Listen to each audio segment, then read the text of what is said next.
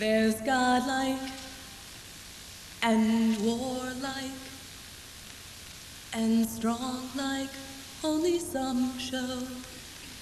And there are sad like and mad like and have like we know, but by my life be I spirit, and by my heart be I woman, and by my eyes be I open,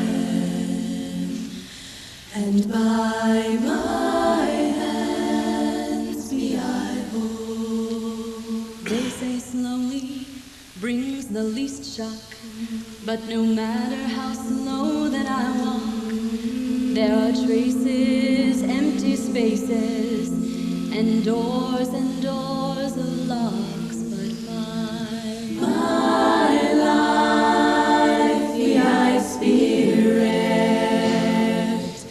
and by my heart be I woman, and by my eyes be I open, and by my hands be I whole. You young ones, you're the next ones, and I hope you choose it well. Though you try hard, you may fall a prey to the jaded jewel. But by your lives be you spirit, and by your hearts be you women, and by your eyes be you open,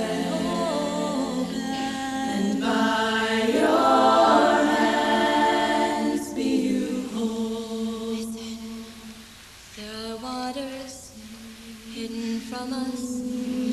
In the maze we find them still. We'll take you to them. You take your young ones. May they take their own in turn, and by our lives be we spirit, and by our hearts be we women, and by our eyes be we open, and by our hands be we whole.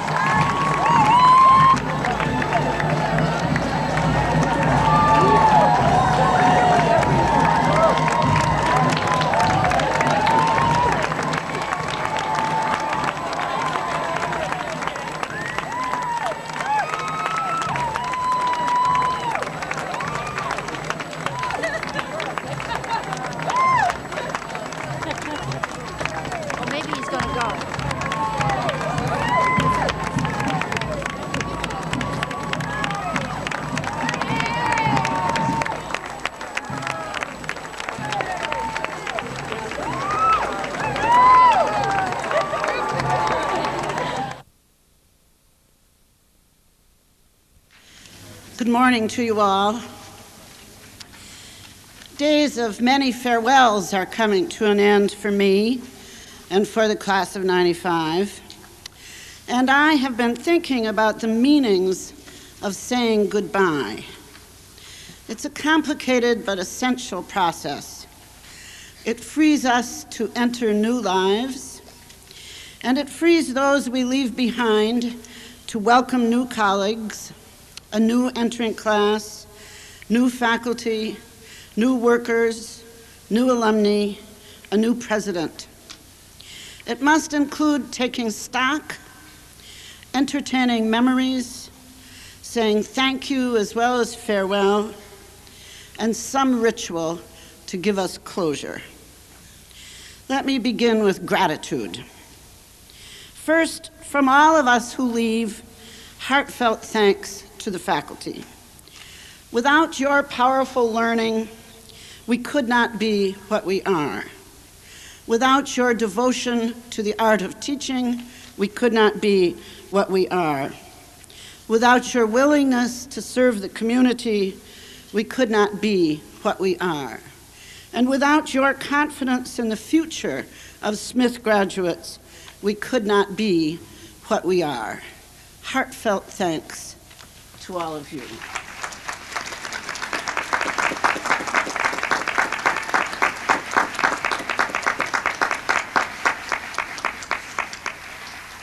And farewell to the staff.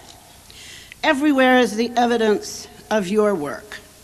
In the meals we eat, the gardens we love, the playing fields carefully tended, buildings clean and inviting, coats of paint, and grades recorded, books in place, computers whirring, the list goes on. Would we graduate if you had not set out these chairs and stairs?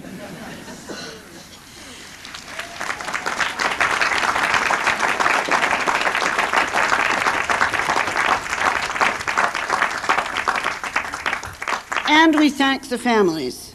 Yours is the less visible support behind each graduate. You are the enablers. We thank you and we share your pride.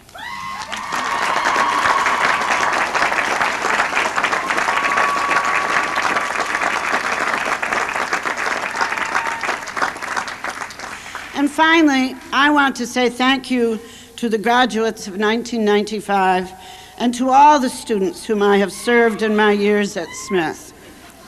Always full of surprises and wit, marvels of learning, industry, and achievement, full of energy and enthusiasm. You've kept me laughing, but on my toes, brain working overtime. Oh, Lord, how I will miss you.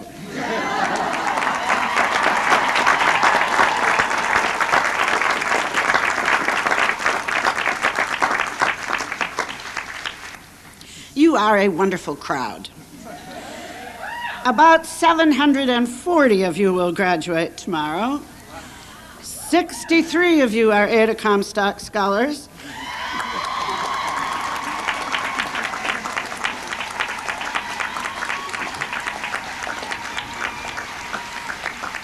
And 72 will take graduate degrees. You learned to analyze a multitude of information, to think critically, to write cogently about a wide range of topics in diverse and challenging academic programs. Seniors leave Smith having completed the requirements in 782 majors. 109 of you completed 2 majors. You are well prepared for the process of building a career after Smith, but remember the words of your sister from the class of '94, commencement is not a deadline.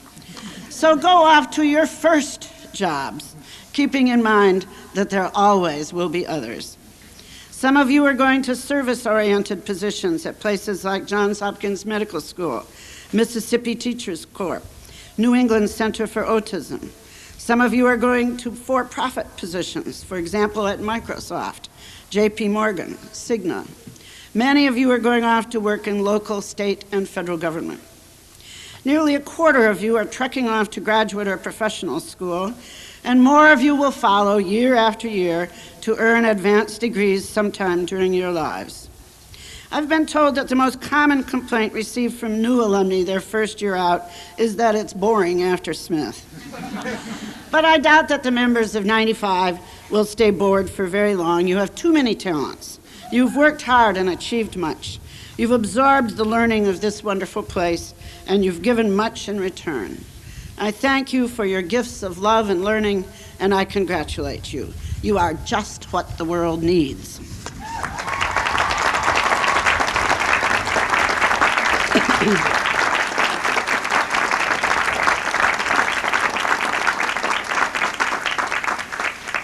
There is a big world of opportunity available now for women.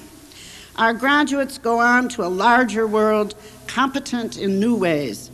This means that we are able to prepare women who will make careers which 50 years ago would have gone only to a few.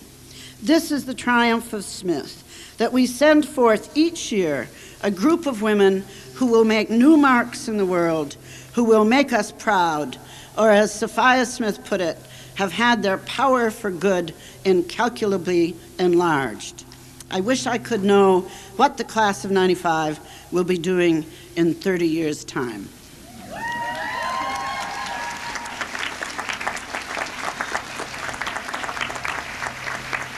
And now it is time for me to say farewell. But depend on it, I'll be back whenever you want me, always at your beck and call.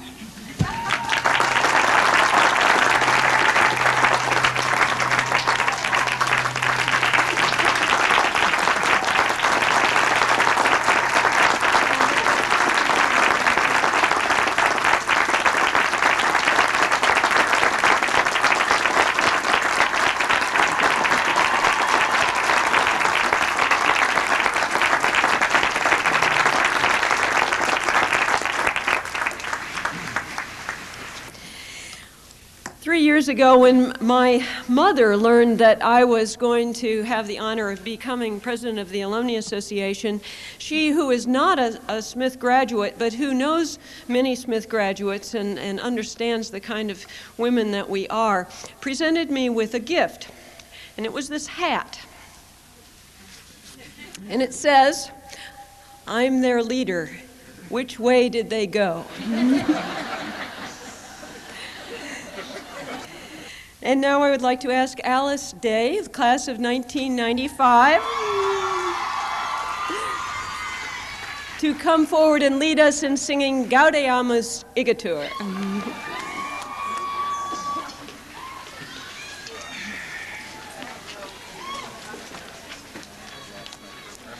Gaudeamus Igitur, Juvenes tum sumus.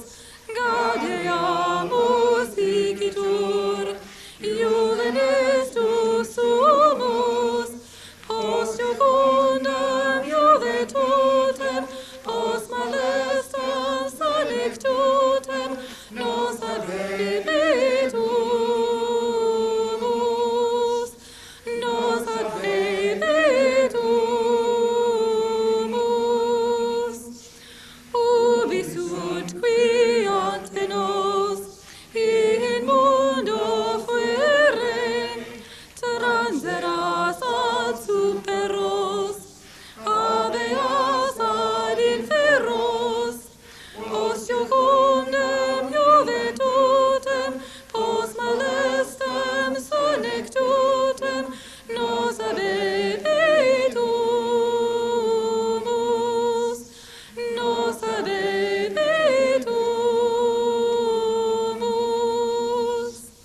Vivat Academia, vivat professores, vivat Academia, vivat professores, vivat membram quolibet, vivat membram quolibet, sempre sit in flore, sempre sit in flore.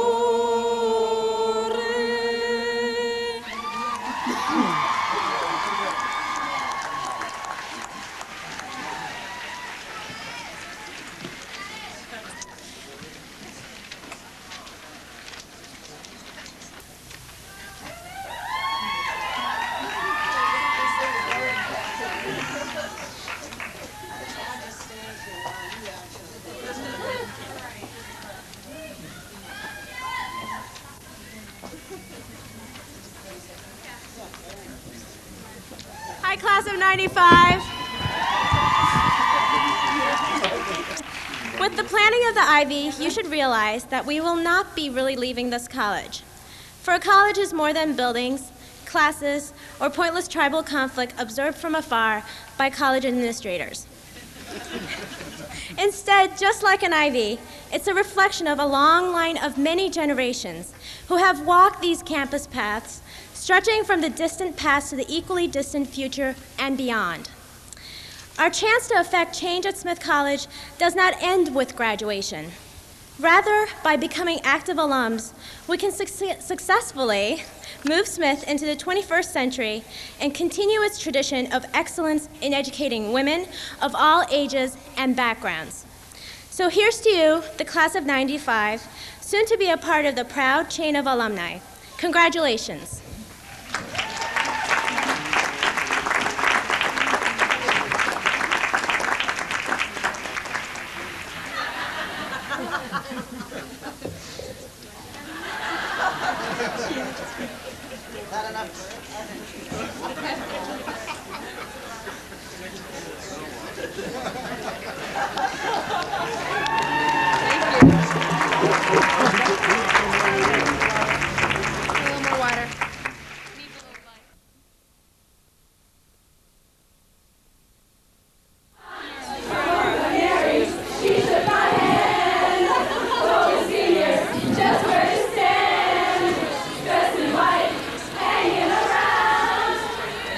Just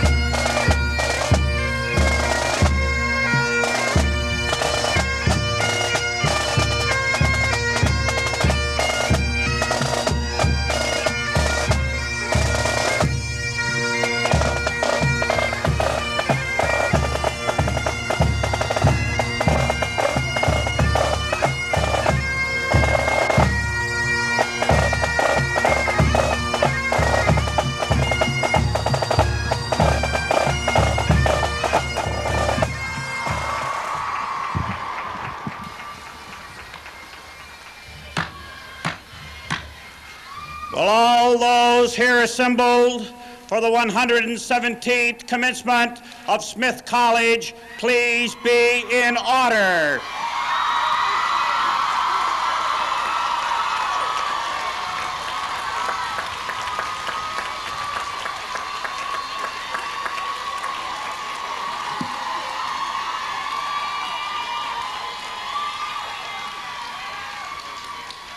Did you notice he said to be in order? Will Didem Nisansi, president of the senior class, please come forward to speak on behalf of the graduates.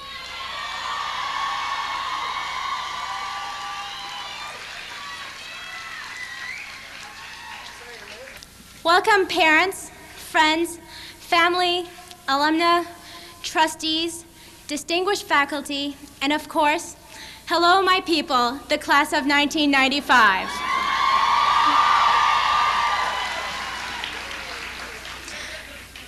It's an awesome task for the president of the senior class to be given a few minutes at commencement to explain to her comrades, the senior class, the meaning of 4 years of education, and to give them advice for the rest of their lives as if she is the true philosopher king. Do you know who I am? All jokes aside, it is clear that no one is up to this task. This much is obvious, as you all know. Instead, I would like to take these moments in the lovely quadrangle and provide a vantage point for reflection on the meaning of our education, our accomplishments, the world we're entering, as well as what we can offer as graduates. In our 4 years, the class of 95 with others have tried to increase diversity on campus in various levels. It was the members of the class of 95 that created the celebration of sisterhood, a quad ritual that celebrates the glory and diversity of lesbian and bisexual women. What had started out as a small-scale event is now a campus-wide activity with over 800 participants. However, the struggle for increasing diversity has never ended with the celebration of sisterhood, but expanded to other areas as well. I have complete confidence in my class, as well as other traditional and non-traditional age students, for their strong commitment for the successful continuation of the extremely integral Ada Comstock program.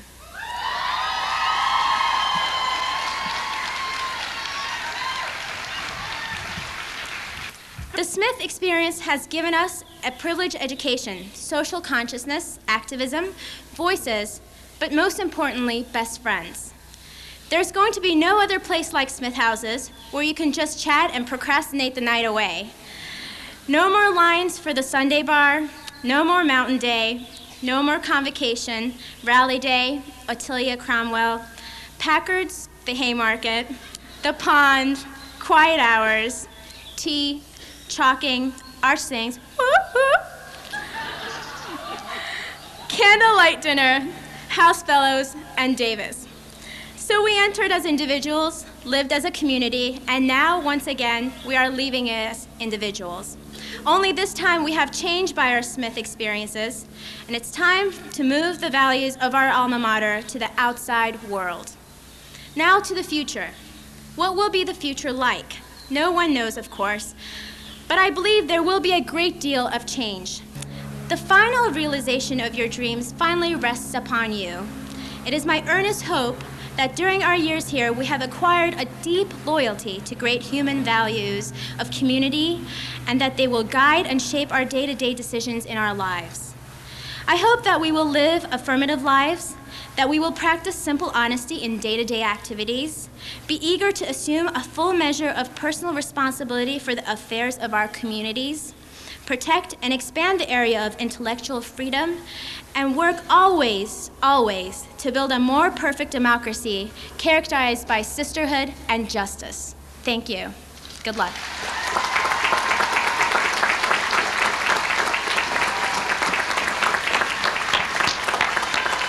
That was wonderful. Thank you. Glad I had a lot to say to give the last senior gift. Thank you. Now you're going to present the senior gift? Yes. And now I'm proud to present the senior class gift to the college. We would like to donate, in the name of Class of 95, $2,000 to the Student Scholarship Fund. Good. Thank you. Good. Absolutely good. Thank you, Julian.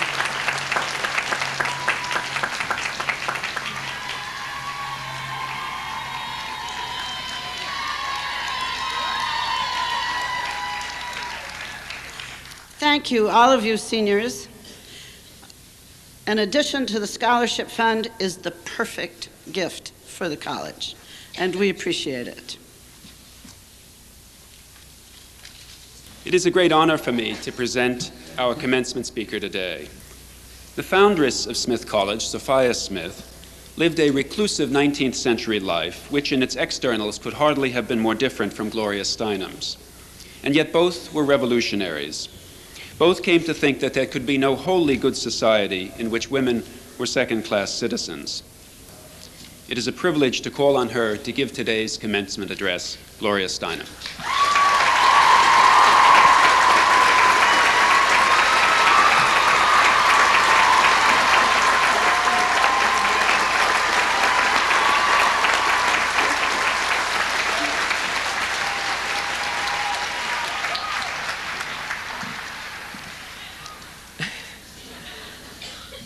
President Dunn, whose historic last commencement I am so very proud to share, and all the administrators and trustees and their family and friends and significant others, faculty with tenure, faculty without tenure, and dinosaurs, parents and children of graduates, step-parents and chosen family of graduates, and anyone else who helped pay the bills, friends and past or present lovers of graduates, you know who you are.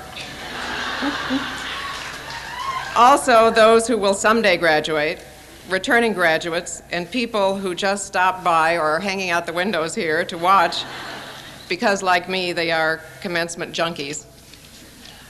And most of all, graduates, co-conspirators, and subversives of the class of 1995. From 46 states, Guam, Puerto Rico, the Virgin Islands, and 26 foreign countries. The Ada Comstock scholars who prove once again that women are the one group that grows more radical with age.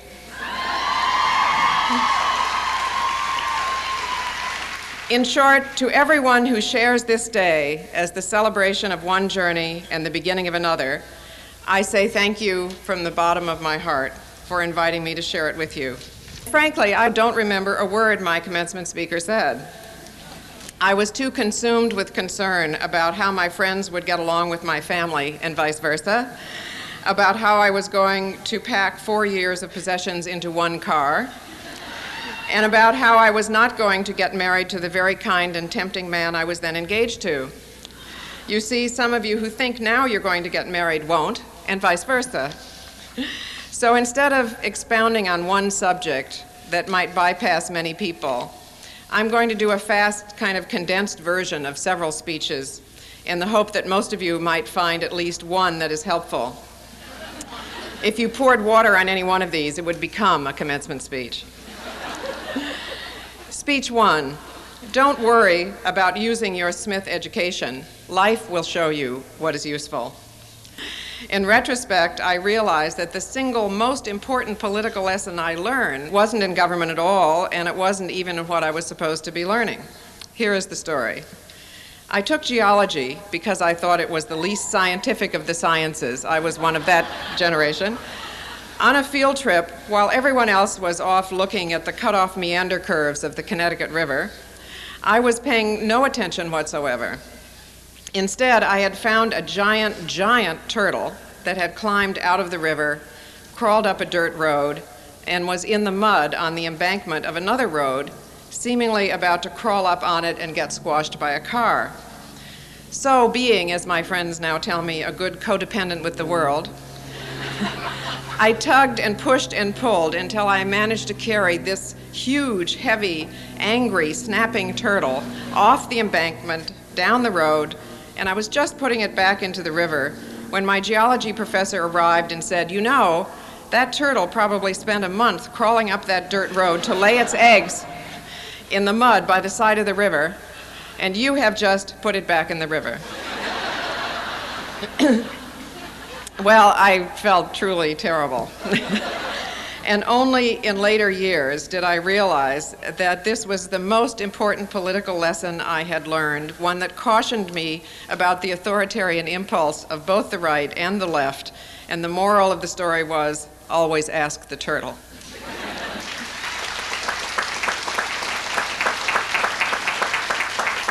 Speech number 2.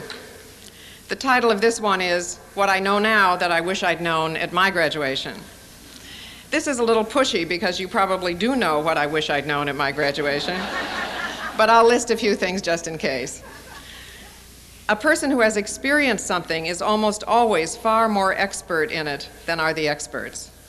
A corollary is that any process including only experts with no contribution from those with personal experience will probably go wrong. An extension is that our educational system is long on book learning, but short on apprenticeships. Indeed, trusting our own experience, not the generality and the myth, may be the single most revolutionary thing we can do. But I must tell you, the double standard still lives, even with a name. For instance, men are actually praised as self-sacrificing for leaving their families to fight for what they believe in, no matter how distant or arcane their cause. But women are often called selfish if we fail to sacrifice almost everything for our families, and even if we speak up for ourselves. To paraphrase Marlo Thomas, for a male leader to be called ruthless, he has to take over your life or your country. For a female leader to be called ruthless, she has only to put you on hold. We also must admit that some of us women have been successfully socialized to feel that women can't be the strongest leaders, and vice versa. Just as men tend to punish the weak member of their group, women tend to punish the strong one. This is the way that gender roles are policed. The double standard will only end when gender roles end and we are finally allowed to be the unique and whole individuals that each of us, women and men, truly are. But we're only halfway there. We've begun to raise our daughters more like our sons, so now there are more women who are whole people, but fewer of us have had the courage to raise our sons more like our daughters. I wish I'd known that women can't combine career and family unless men combine career and family too.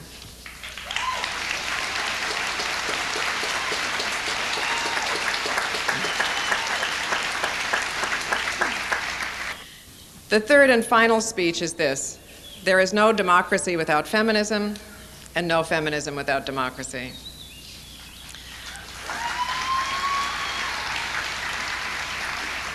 Remember how they always told us in Government 101 that the family is the microcosm of the state? Well, it's true, but we need to take the next step and realize that democracy in the family is the root of any democracy in the state. If there is violence and hierarchy in the family, there will be violence and hierarchy outside the family, from our cities to our foreign policy. We also need the process of change at the other end. If this country continues to be the least participatory democracy in the world, we will one day not be a democracy at all, and I question whether we are right now. Take Newt Gingrich's contract with America, or as I think of it, contract on America. Though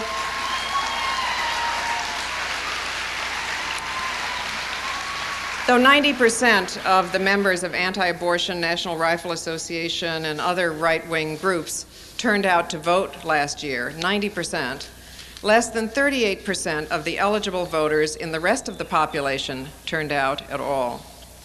Thus, only about 20% of U.S. potential voters were responsible for the right-wing takeover of the leadership in Congress.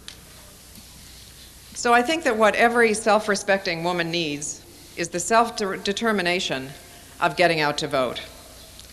Our foremothers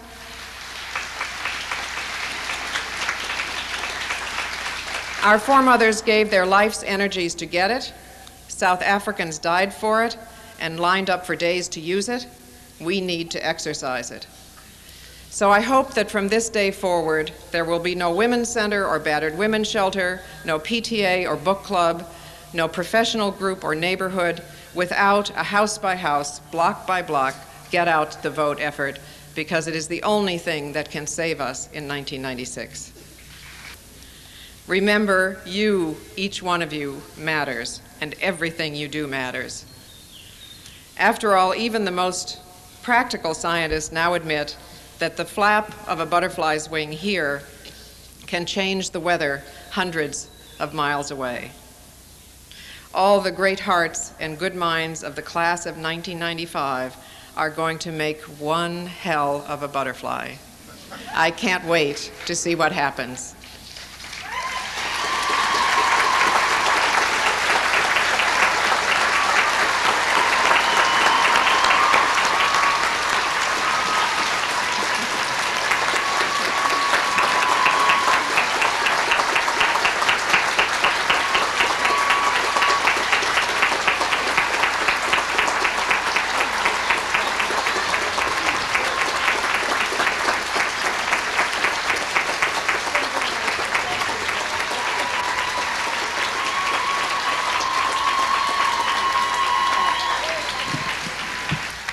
And now to the award of our honorary degrees.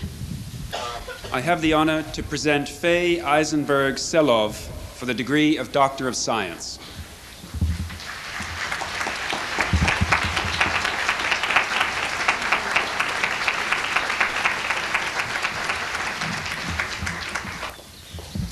I have the honor to present Ellen Futter for the degree of Doctor of Laws.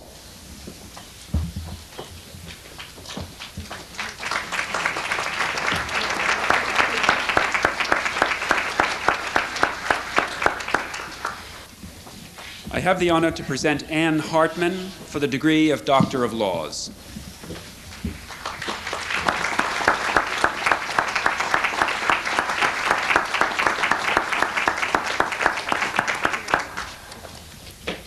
I have the honor to present Laurel Thatcher Ulrich for the degree of Doctor of Letters.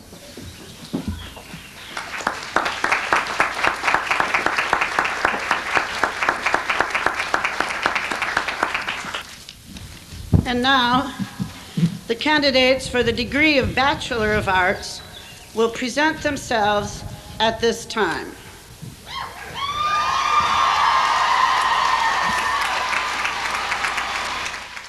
Bruno, Marie Nell Burns, Jennifer Carol Christensen, Kelsey Margaret Cleveland, Amy Rebecca Coe, Jennifer Kathleen Harris, Rita Jean Hill, Jae Hee Kang, Heidi Skidmore Lutz,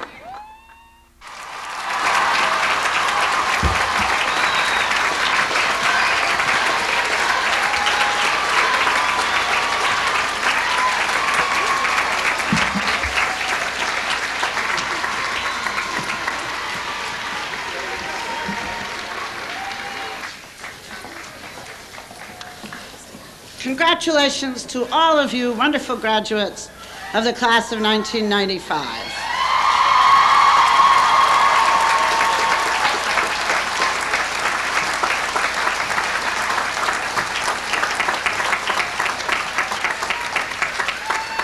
And now to the friends of 1995. All of you mothers and fathers, grandmothers and grandfathers, aunts and uncles, sisters and brothers, spouses, daughters and sons, cousins, guardians, significant others, friends of all sorts. For the years of support and comfort and understanding you have given, for your appreciation of women's education, for working these students through college and graduate school despite all the obstacles they put in your way, will you rise and allow the graduates to join me in saluting you?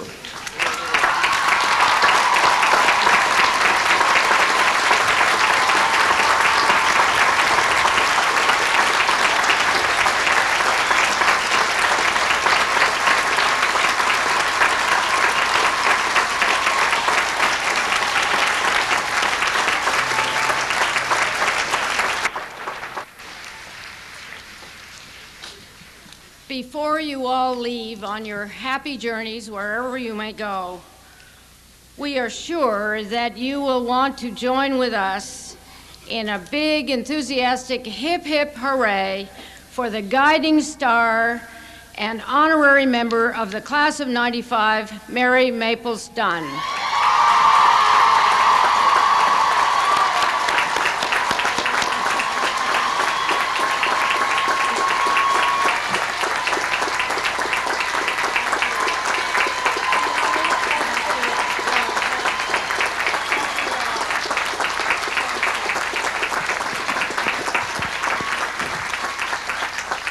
And now we will.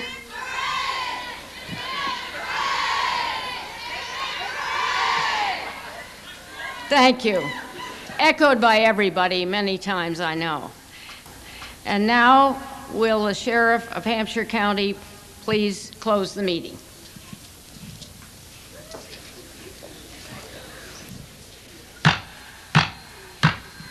The 117th commencement of Smith College is hereby adjourned. God save the Commonwealth of Massachusetts.